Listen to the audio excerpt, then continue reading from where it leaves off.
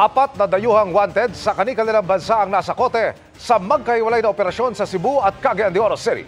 Dalawa sa inaresto ang may Interpol Red Notice, habang ang isa, 10 taong nagtago sa Pilipinas. Nakatutok si John Consulta. Exclusive!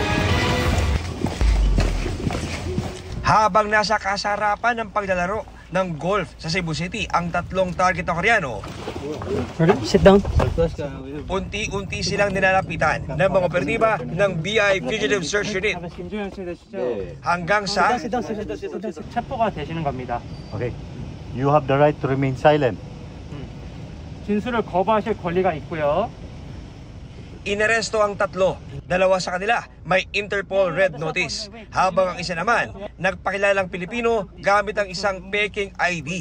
Agad tayong nag-deploy ng ating tracker team at natuntun nga natin yung pinagtataguan nila. Nalaman natin na madalas silang maglaro ng golf dito sa isang area sa Cebu, kaya doon natin sila sinundan. At nung matukoy nga nung ating mga operatiba na nandun sila sa area, ay agad nilang pinuntahan at hinuli itong mga subject fugitives natin. Pinaghahanap ang mga Koreano dahil sa kanilang paggamit ng mga peking identity at dokumento para sa kanilang modus operandi. Sila ay wanted sa Korea dahil sa panluloko or sa loan fraud scheme. So sinasabi na kumita sila ng mahigit sa 120 million pesos sa scheme na ito. You are being arrested through a mission order signed by our commissioner. Bumagsak naman sa kamay ng BIFSU sa Cagayan de Oro City ang isang 59 anyos na Japanese national na isang dekada nang nagtatago sa Pilipinas dahil sa kanyang atraso sa bansang Japan.